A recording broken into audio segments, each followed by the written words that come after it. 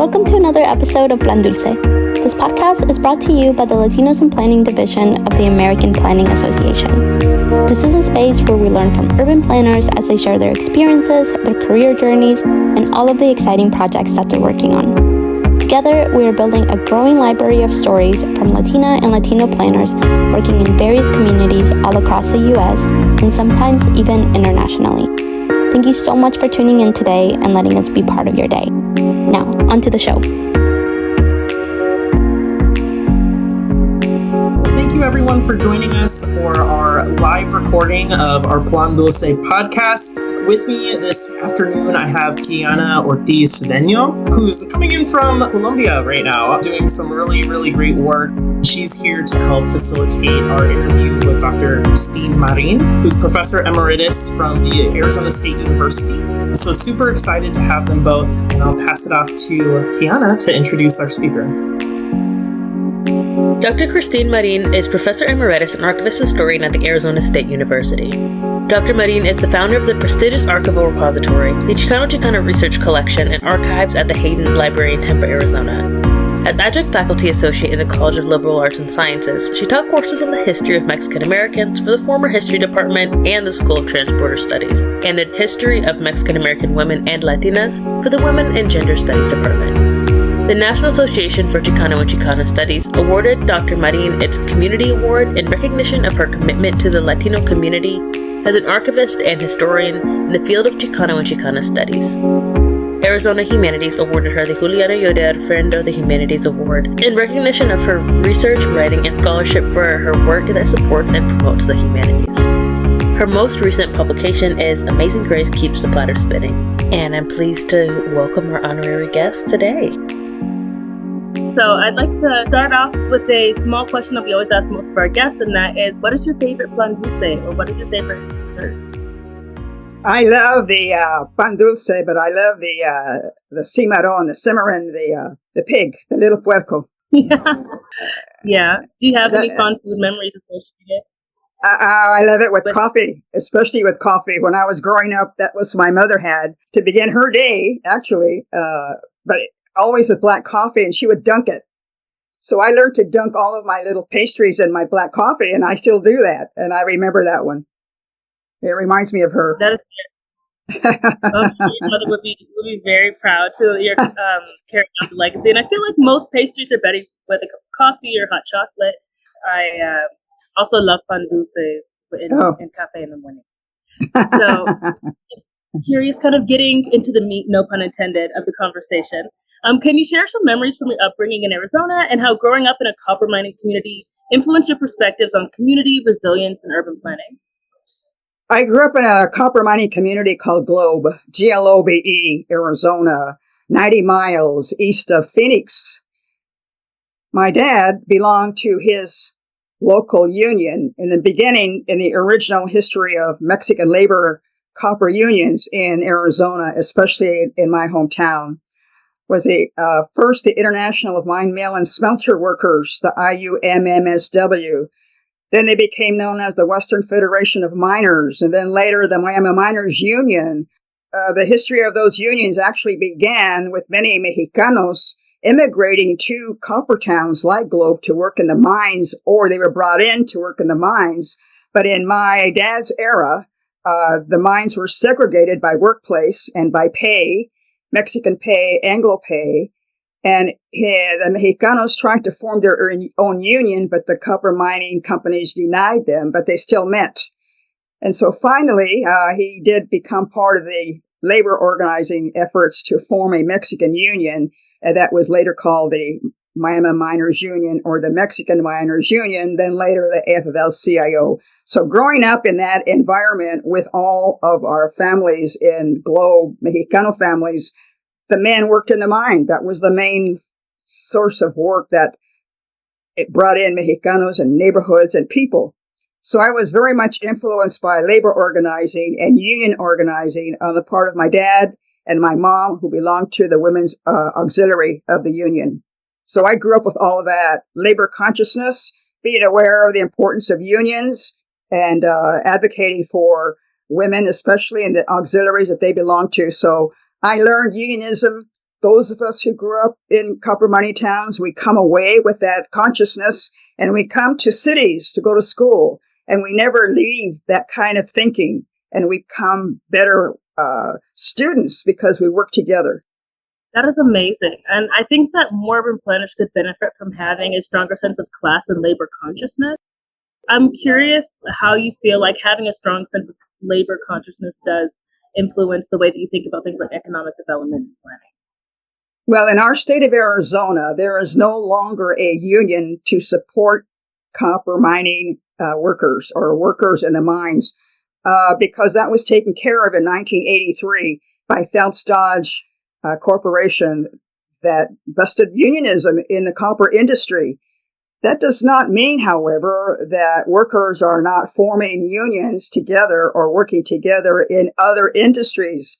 Agriculturally speaking, there are no longer, and there has been, a union to support farm workers. Cesar Chavez tried to do that in 1972 when he came to help organize the Arizona chapter for the UFW. That did not work.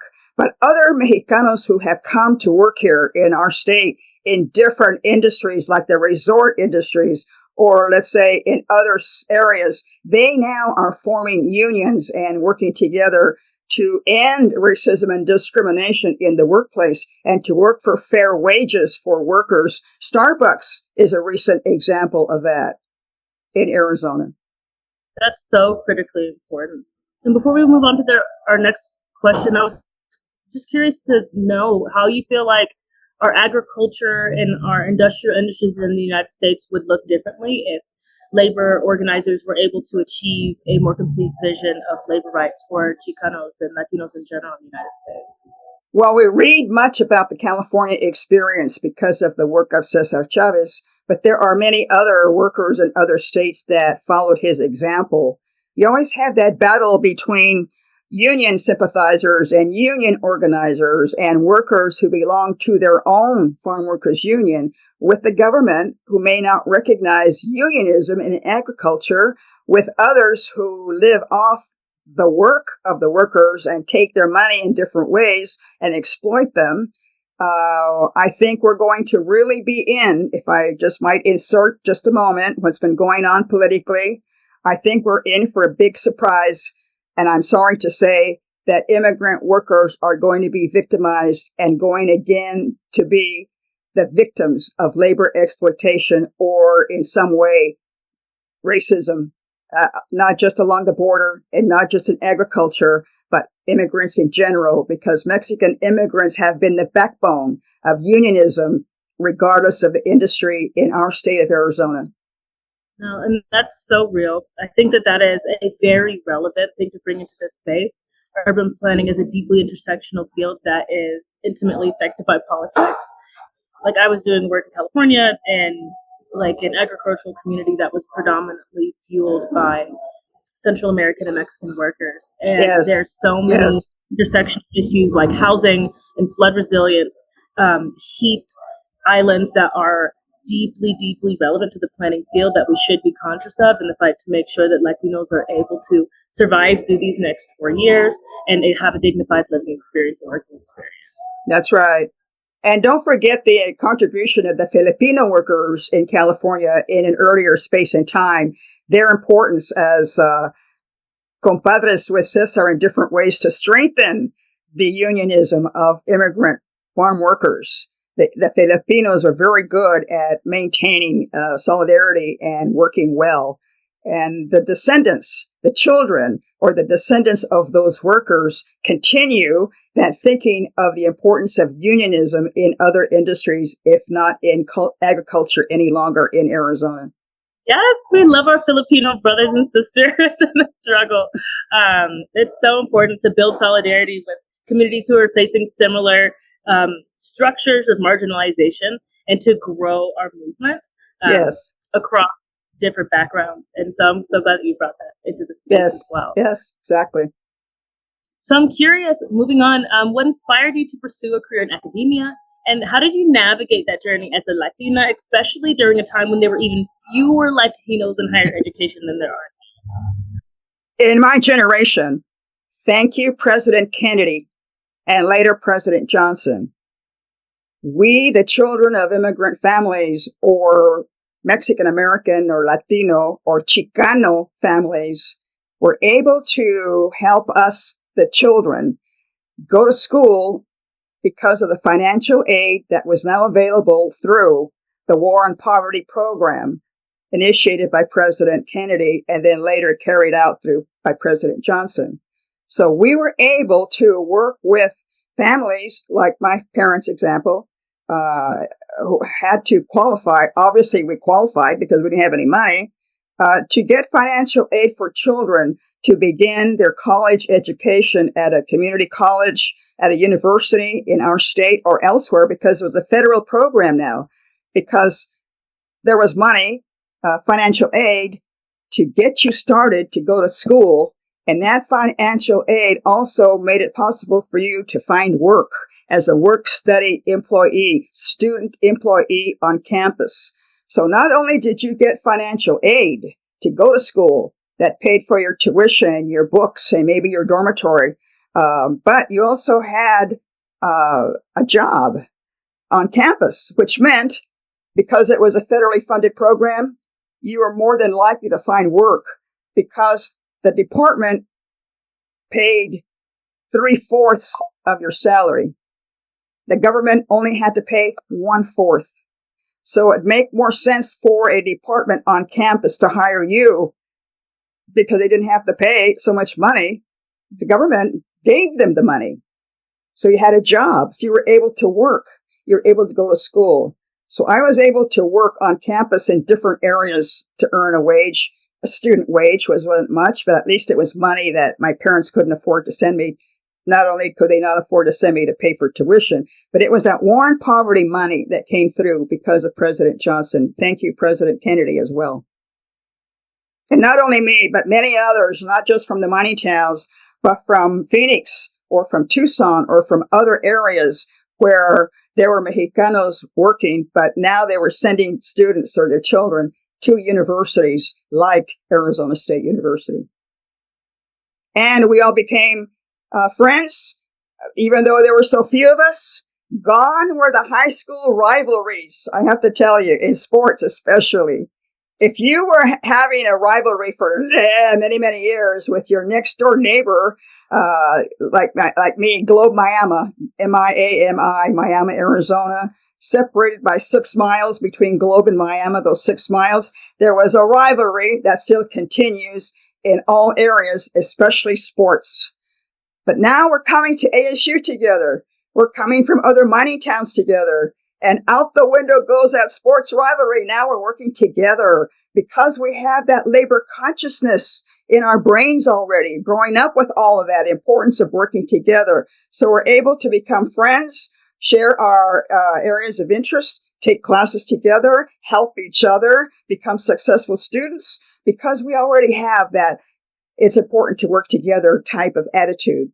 So I have to say that growing up in mining towns was helpful not only to me, but to many other friends who come from other mining towns of Arizona. Clifton, Morenci, Bisbee, Metcalf, Jerome, and so forth. Many, many, many towns that are copper mining towns. That was good. Yeah. So there wasn't even like a small whisper when you passed by, maybe about like for your team, like Yeah. to students. I have to tell you this. The provost of Arizona State University is Dr. Nancy Gonzalez. She is the university provost and very important. The first Latina, the first woman to be provost of Arizona State University. I believe she started in her 3rd year now. She is from Miami, Arizona, our rival with Globe, of course, and Miami. So when we see each other, we understand we have to be a little bit more formal with each other and make sure that we don't fall back on our little rivalry. But we do say in our passing, go Tigers, Globe. Go Vandals, Miami.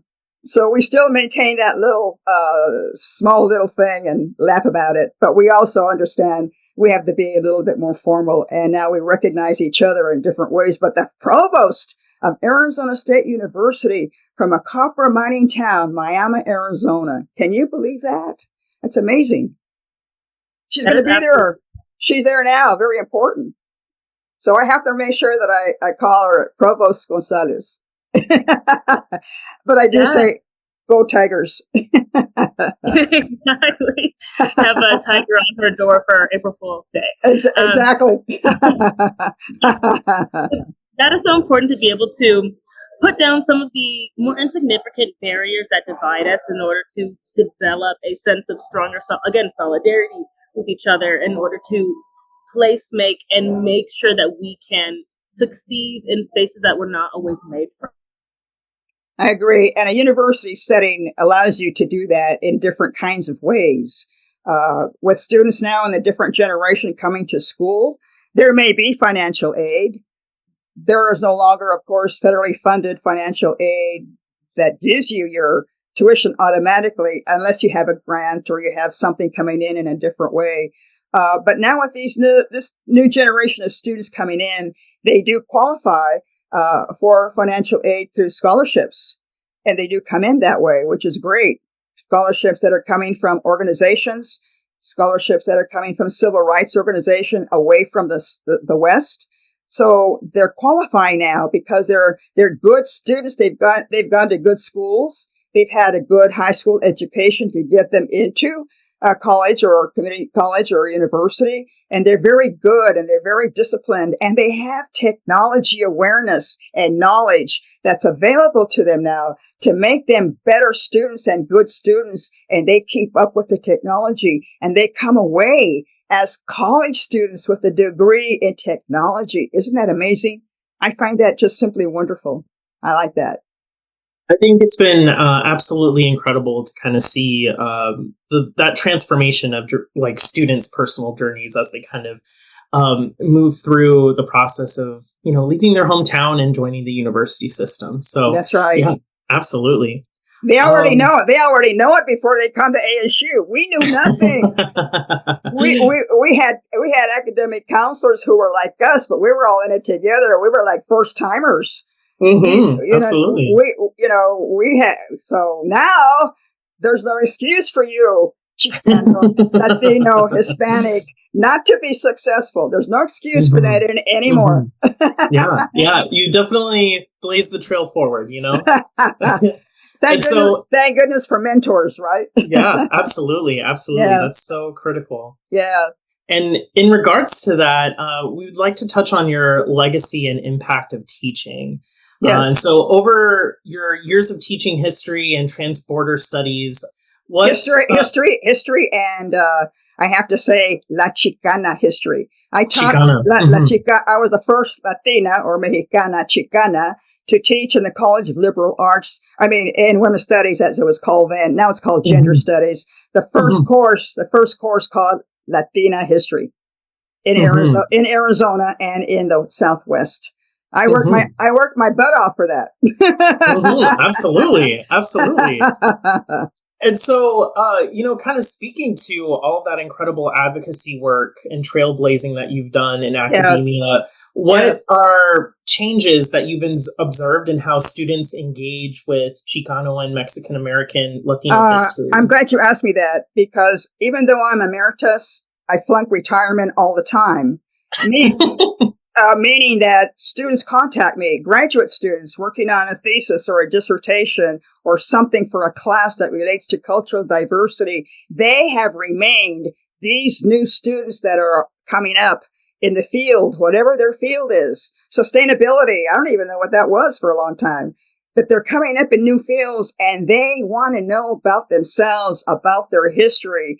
How did we get here? Or what does that mean to be Latina? Or can you teach me something? So I'm working with these graduate students who want to write about themselves, who want to research themselves, who want to know about Latino or Mexicano or Chicano history of Arizona, because they're in Arizona and they want to stay.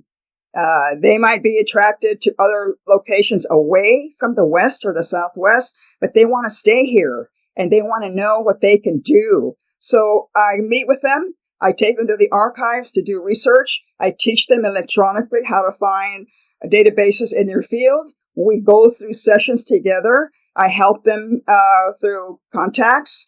They meet my friends and colleagues in their fields as mentors. And so we're still engaging with students, no matter if they're younger. They can be retirees or emeriti, but we're all working together to help students become progressive and successful.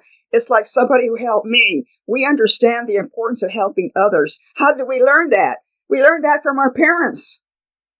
How did our parents learn that? They learned that from their workers or fellow workers or neighbors. All of us together, Mexicanos together, helping each other. We learned that. You have to bring somebody with you because we had somebody to help us. So we still have that. No matter the generation, we still have that concept of being helpful for others to help us rise. Because we have to rise. We're still confronting the same old issues of stereotypes of Mexicanos, racism and discrimination in different ways. And we still have to have that fight and that grit.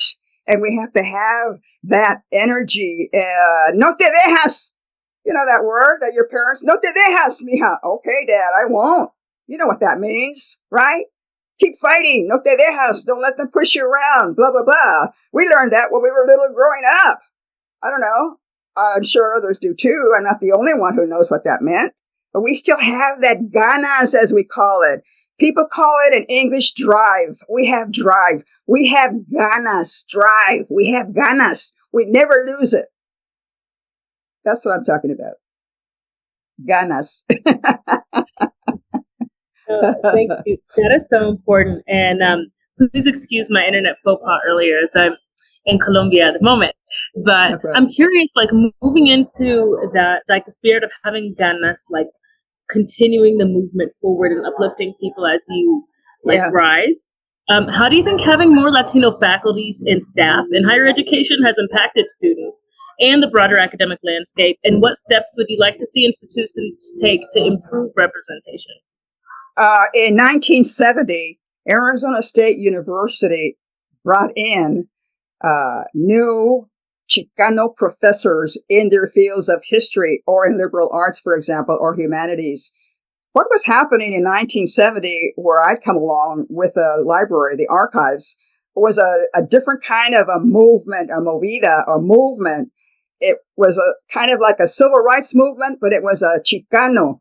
Now you have Mexican-American students throwing away that label, Mexican-American. They were now being influenced by the Mexican-American who were using a new name to identify themselves, Chicana, Chicano students. They were being influenced by California, Chicanas and Chicanos, to take that word and use it, put it on themselves. I'm Chicana, Chicano now. I'm not Mexican-American anymore. The government made me Mexican-American, but now I can put on the census, I am Chicano. Now we're identifying, self-identifying, self-learning, recognizing our indigenousness, recognizing our mixed races, recognizing our Mexicano, Mexican-American, Mexicano-Mexican self. And so now, by then, Arizona State University is being confronted by originally MASO, Mexican-American Student Organization, later merging with other students elsewhere, becoming MECHA, Movimiento Estudiantil Chicanos de Aztlán, MECHA. So now you have students becoming involved, working with professors or mentors elsewhere, coming to Arizona State University and being recruited by Arizona State University president to become part of the faculty to make sure that we, ASU, are becoming part of a movement to bring in Chicano students and professors to teach you Chicano studies classes. So now you have in liberal arts, for the first time, professors teaching Dr. Manuel Servin, my mentor in history, the first class called Chicano History. Dr. Justo Alarcón, the first professor to come in and teach for the first time Chicano literature. Coming in for the first time, Dr. Noel Stowe from USC to teach Mexicano Mexico history. So now you have Arizona State University becoming a figure to bring in mechistas or Mexican-American, throwing that away, Chicana, Chicano students. Because of now financial aid coming our way, because of the war and poverty of the late 60s and President Kennedy. Now you have American Studies, or what was being called in liberal arts, American Studies, Professor Servin, Dr. Stowe, and you have Chicanas now rising. Dr. Maria Allison comes in to be the first Latina professor in the graduate college. You didn't have us in administration before. Now you have mentors who are administrators. They're directors, they're program directors, working with students like us, undergraduates, helping us to become graduates, helping us to become professors with a PhD later. But they're right there visible, and they support Mecha. Yes, they support the students. That was unheard of elsewhere, because the professors were afraid of being fired because they were seen as supporting student demonstrations and rallies. ASU students were right there with the ASU professors at protests and demonstration and rallies calling for Chicano studies classes in history, in literature, in bilingual education, in the College of Law. All of these legitimate classes that were the students asking for to teach them about themselves, to bring in Chicana, Chicano professors to teach us about us. And that's where I came in to be the archivist historian for the Chicano Studies collection, as it was called then later, the Chicana Chicano Studies archives. So it all comes together. We were founded in 1970. I finally retired later, but we're still a viable Chicana Chicano Studies archives and library after 50 years now. We're not going anywhere now. We're right there, right there in the face of the Hayden Library, in the face of everything going on. Now we have archivists being hired. Now we have librarians hired to curate Chicana Chicano Studies library and archives. So see what happened 50 years ago? It doesn't matter how long it takes. You have to be persistent. You have to come back and help yourself, and you have to fall back. I always tell my students, and I'm going to say it to you, and they laugh because they understood what I'm saying. Okay, so we have downfalls. Okay, so we fall back. Didn't you learn that you have to come back after struggle? Your parents struggled. They came back. And I always say this in jest, and I mean it in jest, so I hope I'm not disrespecting any of you here. That's why you have nalgas, because you can bounce back, right? That is something I feel like I need to write on my desk to motivate me through the day. That's a motto: carry you through. Don't know. Right? Just bounce right back. That's all. It's so simple. A simple thing to do. Right. So to that end, like speaking of bouncing back, I'm curious what challenges you faced in establishing a space that's specifically dedicated to storytelling and placemaking for Chicanos. Well, we have to fight.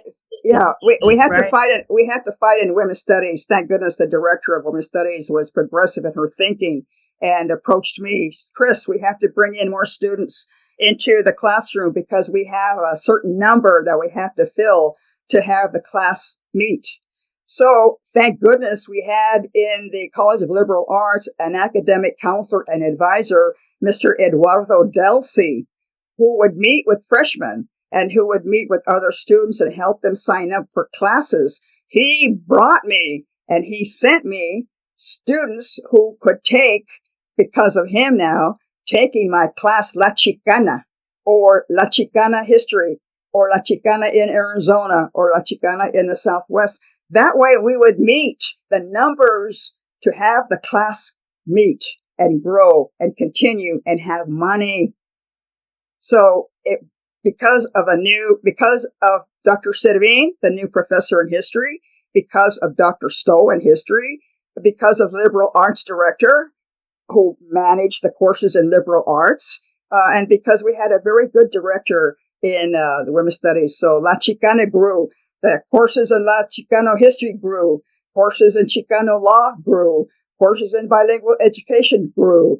Courses in Chicano literature grew. Courses in Chicano sociology grew. All because in liberal arts we had this movement called the American Studies Program to bring in Chicano faculty and to bring in Chicano students. And that's what happened. That's why we had so many. We were successful. We were students. What do we know? We were good students. So you saw the professors who taught us in our demonstrations to make sure that we had a Chicano student movement at Arizona State University that brought all of us together and become progressive students and graduate.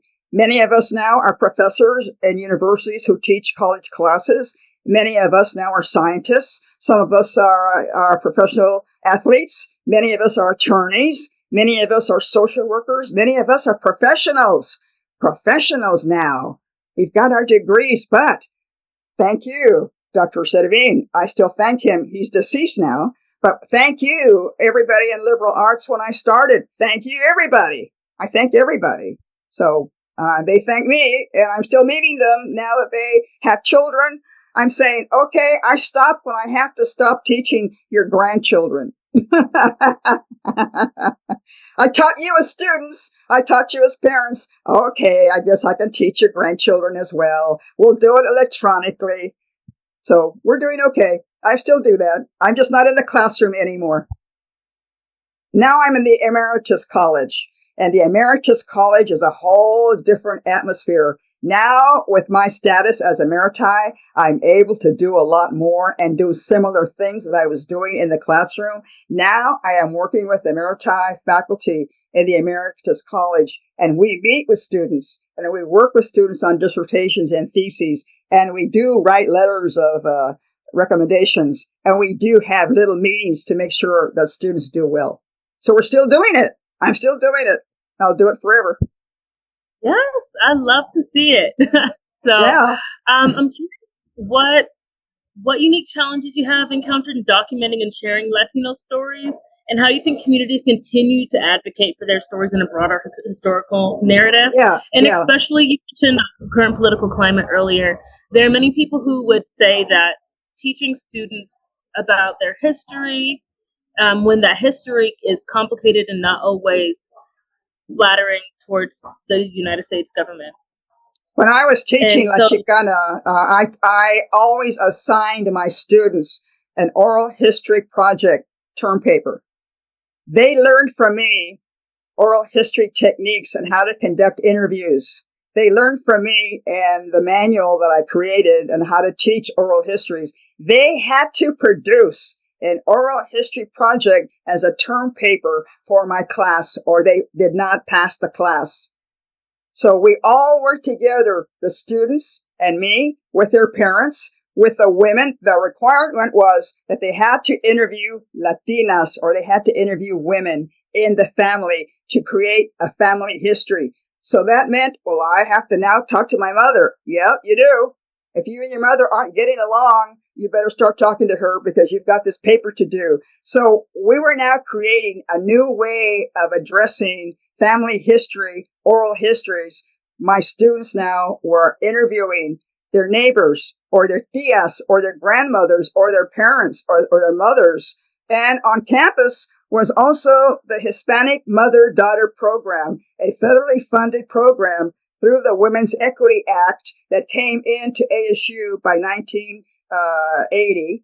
The Women's Equity Act created, and it still is existing at University of New Mexico, at Arizona State University, and elsewhere, the Hispanic Mother and Daughter Program. Money that enabled mothers to come back to school and finish their degrees, and their 7th and 8th grade daughters to come to ASU for the summer to learn what it was like to be a freshman at ASU. They lived in the dorm for the summer. They took classes from Chicana faculty. They went to our presentations. They came to our classrooms. And so now you still have successful, the mother and the daughter, and the daughters now today, after this time, are now professors or teachers or social workers or advocates in their community because they are the graduates of the Hispanic Mother-Daughter Program. Just like their mothers, they came together. So now you have at graduations, commencements, the mother and the daughter graduating together because they went to the program together. So I always like to make it clear that Arizona State University is very progressive. Even though our legislature was managed by those with the letter R as their party, They managed the money. They were stingy. They were not very nice. But we always had a very good university administrators who were able to work together to make sure that there was always going to be a Chicano Studies archives or library or an American Studies program and blah, blah, blah. After all this time, we are still having wonderful Latina students graduate from Arizona State University who are very progressive. Thank you, technology, which Yes. I was never very good at. I was never very good at it, but that's okay. We had students. Yeah. Put them to work. Yeah. Yeah. Exactly. And so you mentioned that you have a really supportive university structure, Yeah, even with right. the state government is not always as supportive of your initiatives. I'm curious That's right. how you market the importance of your initiatives that encourage Chicana specifically, or like Chicano Latino representation, and teach people about their history, their heritage. You go out into your community and meet with those who are organizing. The community has organizations or teacher organizations or the AEA, the Arizona Education Association, or they have the Community Latino Forum, different organizations that are there to help Mexican American, Latino, Hispanic families, parents in different ways. And so you go out and meet them, and you go out and encourage each other to do oral histories. At ASU, Chicana and Chicano Research Collection and Archives, we have our archivists now who are going out in the community and teaching families and households and students and elders how to conduct oral histories within their community, within their households, within their organizations, and come away with their own family histories that they can share with others. So we're teaching them how to do oral histories. We're teaching them how to compile photographs and how to use primary sources to be able to come away to tell a story of a Mexicano family that came to Phoenix, or that came to a mining town, or that came in some way to Arizona, that are now contributors because now their descendants are professionals in their field. You see what I mean? No, So, I definitely see what you mean. So you have And different generations coming along. So that continues. That's continuing. And now we have our provost, Dr. Nancy Gonzalez, who is the wonderful example of success and achievement, coming from a little copper town like Miami, Arizona, with a population maybe of 9,000, maybe Mexicano workers and miners for many years. Now she's our provost. Wow, Nancy, look at you. You see what I'm talking about? You have a leader. You have a visible leader. You have a woman. You have a professor who is very well known in her field, a psychologist. She was a well-known, respected psychologist before she became provost. Now she's working with the university president. Now she has importance working with other administrators elsewhere. Now she's different. Now she has that provostness in front of her name, which she earned, which she deserves to have. So you see what happens now? Finally, after I don't know how many years, Arizona State University was a teacher's college in 1888. It was a territorial school, a normal school, a teacher school, a college, and a university, and blah, blah, blah, blah, blah. And you have to give credit to our university presidents, too. Michael Crow, who's been our university president for, 15 years maybe. But he's using technology in different ways because he understands its importance. And, you know, the big joke about him sometimes is, oh, but he was an athlete when he was in college. What do athletes know about education? They always get waited on. They're sports heroes. They don't have to do anything. But he, even though he was an athlete in college, he knew he was a strong athlete, yes, but he was also a scholar. And he knew how to use scholarship and financial aid to promote not only among athletes the importance of a college education, but among others. And so our university president, our provost, our university administrators, our program coordinators, our archivists, our librarians, our professors, our faculty who are at ASU, Latinos now, they're calling themselves, which we did not do because we didn't have that word in my generation. We were Chicanas. Chicanos. Now they're calling themselves Latinos, which is okay. But we don't call ourselves Hispanics. where I come from at ASU. We don't call ourselves Hispanics too often. We are Latinas or Latinos because maybe that has a different meaning today than Hispanics. We don't call ourselves that. I don't know. I don't. I still call myself a Chicana because that's how I grew up. Once in a while, I'll throw up Latina just to save time.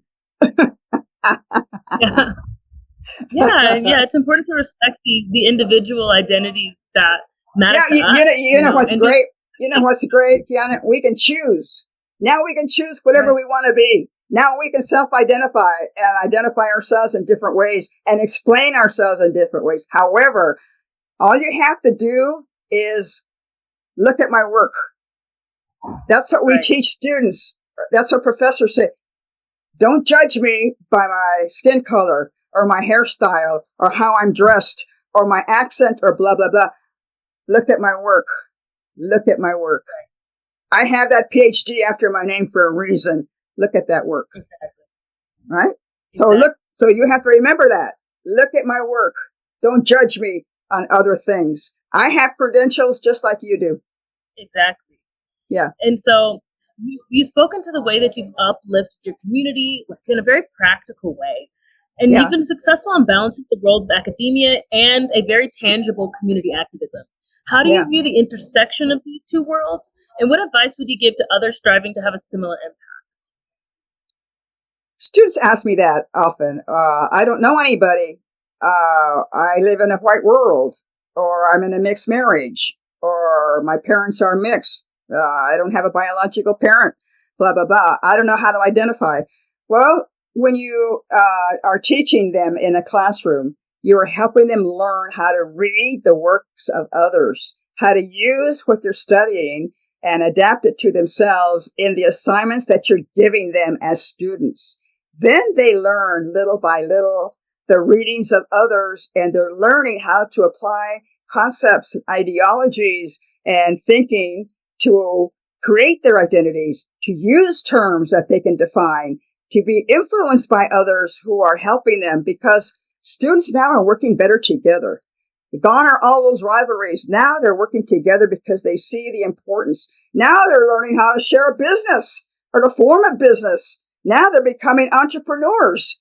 Who would have ever thought we would be entrepreneurs when we didn't even have any money to become an entrepreneur? Now they know how to become entrepreneurs because they're now in colleges of business and finance, and they learn that. They're away now from liberal arts. They're away from bilingual education. They're away from the humanities, and now they're in business. They're learning how to use business technology to become entrepreneurs in other states, in other countries, because now they're using their Spanish, which they were not using before, which they are now learning, what they are now becoming more proud of, because now they're becoming better speakers. And because that's what they want to do, it doesn't matter anymore that you have an accent or you don't speak well. It doesn't matter, all of that. It doesn't matter. They're learning. They want to learn, and they're being very good at learning and careful, and they're using language and culture and biculturalism and everything else that identifies them in their way. And they're using all of that to be themselves, and using everything they've learned as well from their community, from their parents, from others, from their mentors. That's so important. And it's important for all of us to create an open and welcoming space so that people feel comfortable leaning into the fullness of their identity too. That's right. And so, given your experience with Latino communities in Arizona, I'm curious what role you see urban planning playing in empowering those communities, and how Latinos in the field of urban planning can advocate for culturally responsive and responsible development. I think you have to still help students in different ways, even though they may not admit that they need help. You can see if they're struggling, if they are your student. If they don't do well in the beginning, they're not going to do well in the middle, and they're not going to do well in the end. So you have to learn to recognize the struggle that they may be having, maybe in writing or maybe in learning concepts. Everyone has a different way of learning. You can't teach the same way to everybody. It's all very different. So maybe someone needs glasses and they don't know that they need glasses and they can't see anything that you're writing. You have to be aware and be conscious of looking at the students and trying to see where and how they need help and go tell the student and meet the student on a level.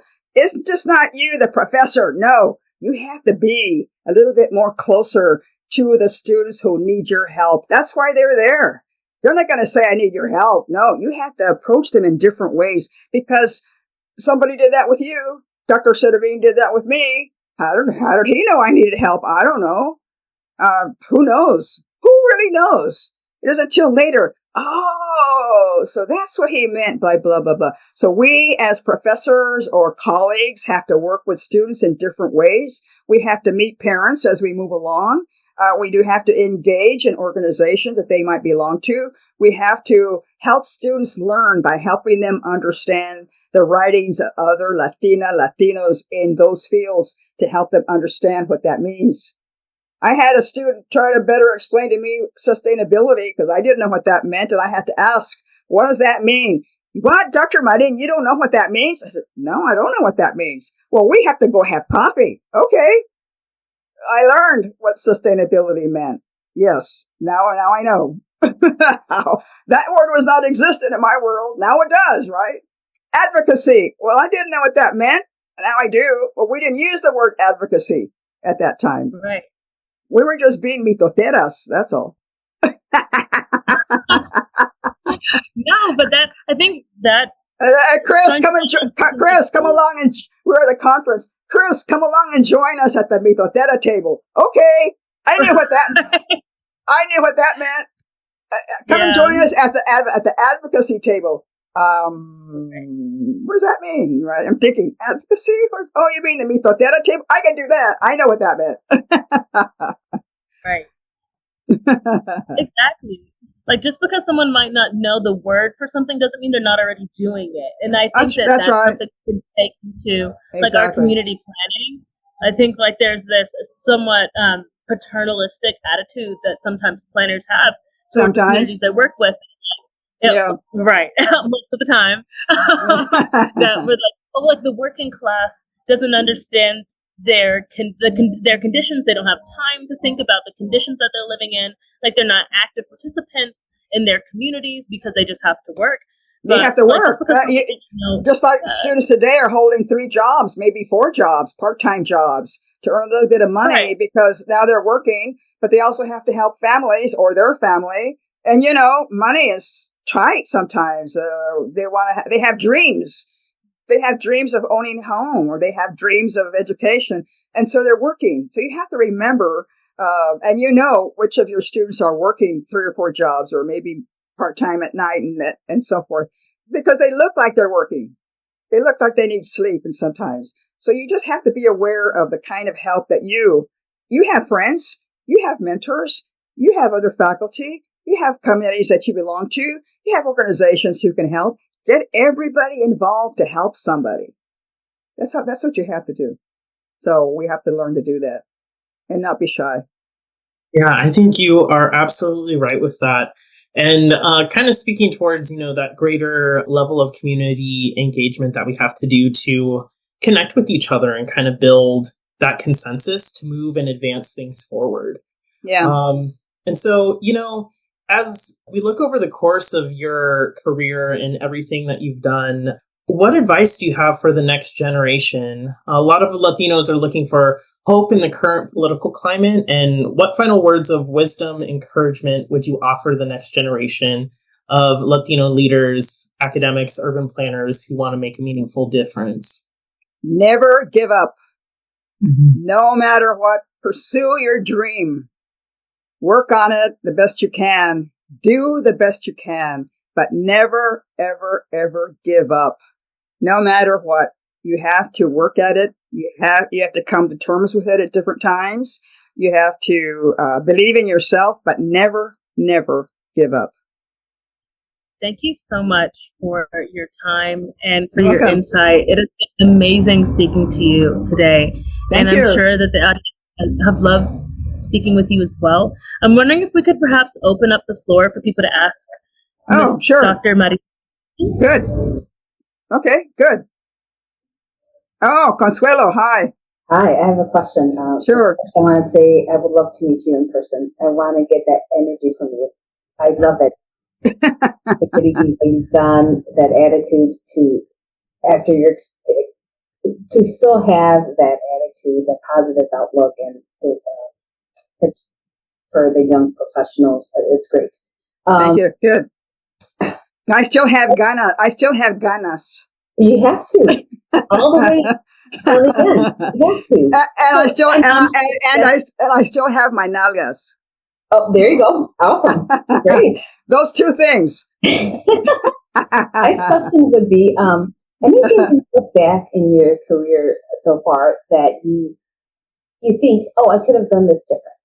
No, I don't have regrets. I don't do that. I don't look back. What I do is I always remember the struggle of my parents. They sacrificed so much for my brothers and my sisters and me. They endured segregation in schools. They endured segregation in the community by Anglos. And I'll be very frank, it was not very nice, the racism and discrimination that they endured. Mija, we came here to find work. We came here to become Americanos, no matter what. And we would endure whatever it would take for you.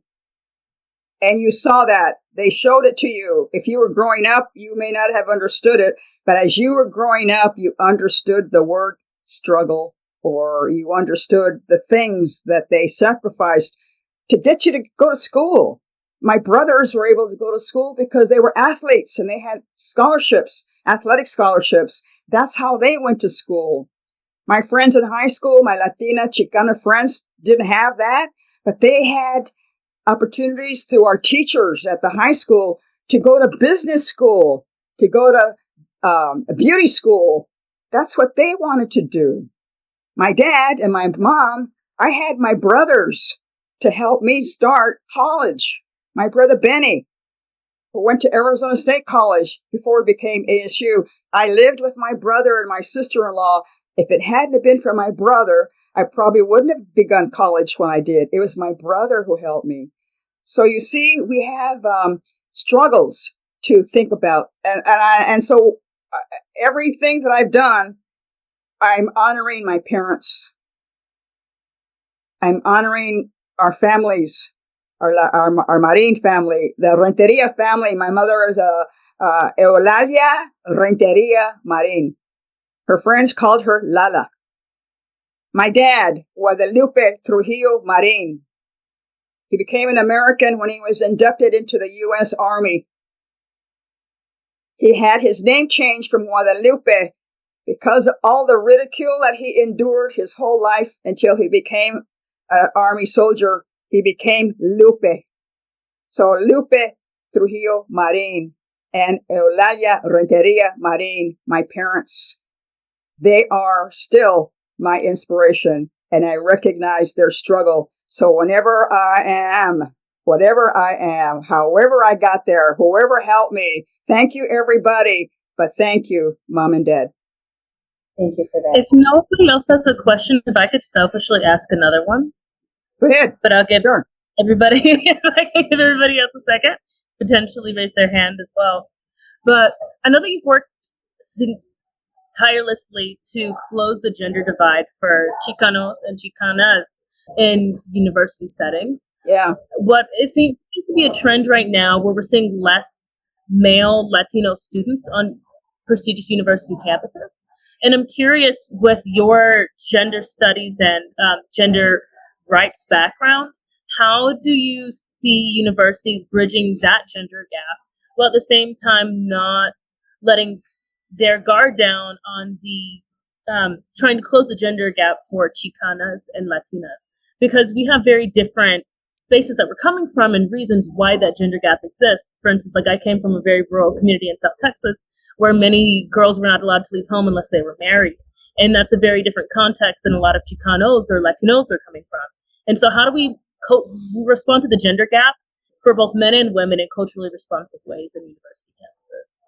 I find that the males, the students who come to ASU, learn about Mecha because there is still a valid and a viable MECHA student organization at Arizona State University. They have heard from their older brothers or cousins or somebody, you should join MECHA or find out who the MECHA advisor is and become part of MECHA, because now you have an organization who will help you in school. So I find that some of the women join MECHA, as some of the young men as well. And I find that they finally come to terms with themselves in terms of their gender, that they do understand that they have gifts that they haven't used yet, but gifts. They have bilingualism. They have their community strengths. They have their parents or members of the family who encourage them. But in the end, even though the males begin, they want to go out and help the community, and they have to find work. So they are the ones first to leave the campus, always intending to come back. They do come back, but later. The young women stay because now they can do both. They can be students. They can find work. It's easier for them. They may not earn equitable pay. They may not work in the best conditions, but they now can find work, and they stay and become successful on campus as well and away from campus, close by. And they stay in school because they're able to. And because they have friends, Latinas, who belong to the same groups and help them together and become students together and shareholders together and workers together. So thank you, Starbucks, because they're part of that group of Latino students who work at Starbucks. There are Starbucks on every campuses. Starbucks gives them scholarships to go to school. Starbucks helps them to stay in school. Starbucks now is forming a union to help minority students or ethnic minority or racial ethnic minorities, Latinos stay in school because now they have Starbucks money to do that. I don't know about other campuses, but Arizona State University, everywhere you go, on campus, away from campus, there's a Starbucks on every corner. And who will you see working at Starbucks? A Latina or a Latino, a male or a female. And they are working because they have money from Starbucks, not only as an employee, but because of a scholarship to help them stay, and because of their union helping them organize at that Starbucks in Tempe, in Gilbert, in Phoenix, and elsewhere in Arizona. And where does Starbucks get that idea? From other Latino Starbucks elsewhere. They were trained to come and recruit and organize. And that's how successful I see Starbucks becoming important in Arizona. I can't speak for elsewhere, for other places. I just know what I see at Arizona State University and elsewhere in my areas here in Tempe area, the Starbucks and what they do. And I hear from them what they do, and I know what they do because I see it. So I'm not advocating for you to go out and have Starbucks coffee every morning. No, because coffee is expensive. You can make your own coffee at home. Why would you want to go there and pay $5 for a pumpkin spice latte? You can do it at home, right? I'm just saying that's an example of working together, an organization, entrepreneurship, a business, helping to recognize the importance of helping students, but more importantly, helping a union organize and become stronger. See, my unionism does not leave me ever. Yes, thank you. It all comes back.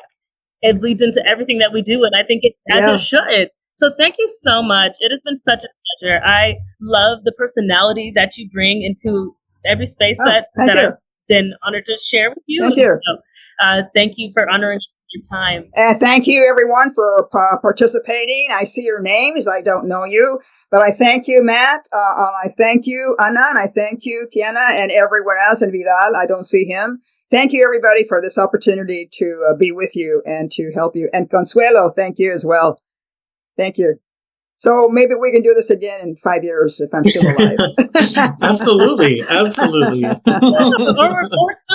I'm not going sooner. I'm not going anywhere. I just have to learn technology, and Matt helped me get in. Thank you. Absolutely. Anytime. Okay. All right. Thank you so much. I wish you well and successful endeavors to all of you. Thank you for the amor. Thank you very much. Be well. Do well.